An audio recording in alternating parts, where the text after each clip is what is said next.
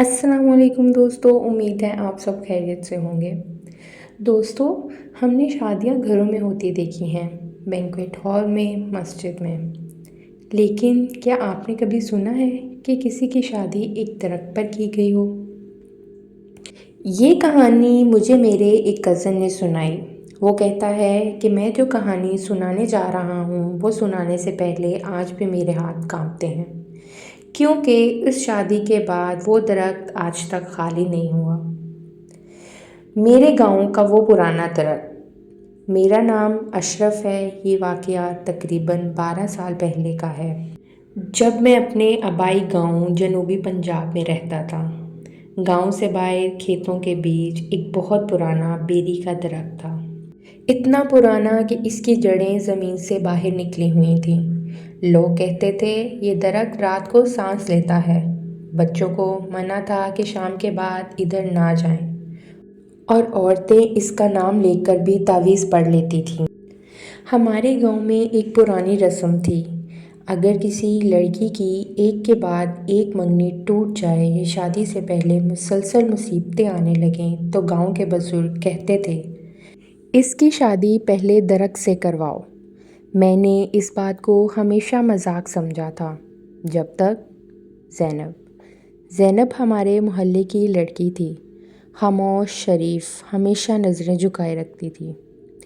اس کی 3 منگنیاں ٹوٹ چکی تھیں۔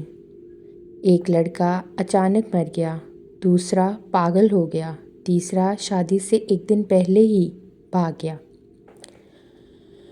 لوگ کہنے لگے لڑکی پر سایہ ہے۔ آخر کار فیصلہ ہوا، زینب کی شادی بیری کے درخت سے ہوگی، صرف ایک رات کے لیے۔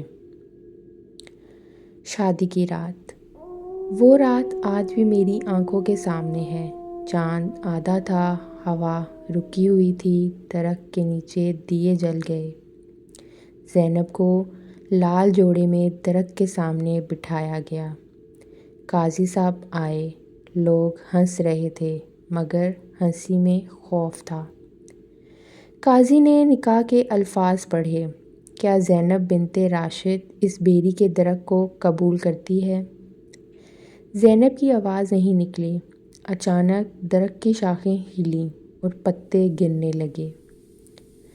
زینب نے آہستہ سے کہا، قبول ہے۔ اسی لمحے ہوا تیز ہو گئی۔ سب ہنس پڑے، لیکن پھر درخت سے ایک آواز آئی، بھاری گہری، قبول ہے۔ ہنسی فوراً رک گئی، دیے بجھ گئے۔ قاضی صاحب نے قرآن بند کر دیا۔ کسی میں ہمت نہیں تھی کہ پیچھے مڑ کر دیکھے۔ نکاح کے بعد زینب کو درخت کے نیچے اکیلا چھوڑ دیا گیا۔ یہ رسم تھی، میں دور سے دیکھ رہا تھا۔ اچانک درخت کی جڑیں ہلنے لگیں، جیسے کسی نے زینب کے پاؤں پکڑ لیے ہوں۔ وہ چیخی نہیں، بس سر جھکا لیا اور درخت کی طرف جھک گئی۔ اگلے دن زینب زندہ تھی، لیکن وہ پہلے جیسی نہیں رہی۔ وہ درخت کے پاس جا کر گھنٹوں کھڑی رہتی، اس کی ہتھیلیوں پر لکڑی جیسے نشانات آ گئے تھے۔ وہ رات کو کہتی، وہ مجھے بلا رہا ہے۔ چند مہینے بعد زینب کی عام شادی طے ہوئی۔ شادی ٹھیک ٹھاک ہو گئی، لیکن شادی کی رات زینب نے دولہے سے کہا، میں کسی اور کی ہوں۔ اسی رات دولہا پاگل ہو گیا۔ ایک رات پورا گاؤں بیری کے درخت کی طرف جمع ہو گیا۔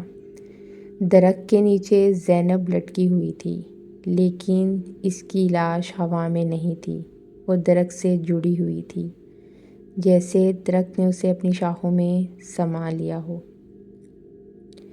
آج 12 سال بعد وہ درخت اب بھی کھڑا ہے، لیکن اب اس پر ایک اضافی شاخ ہے جو دلہن کے دوپٹے جیسی لگتی ہے، اور اگر آپ رات کو وہاں جائیں تو سن سکتے ہیں، قبول ہے۔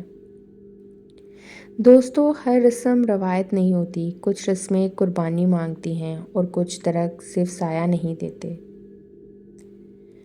امید ہے آپ کو یہ کہانی پسند آئی ہوگی۔ اس طرح کی مزید کہانیاں سننے کے لیے میرے چینل کو سبسکرائب کر دیں اور ویڈیو کو لائک کر دیں۔ ملتے ہیں اگلی ویڈیو میں، تب تک کے لیے اللہ حافظ۔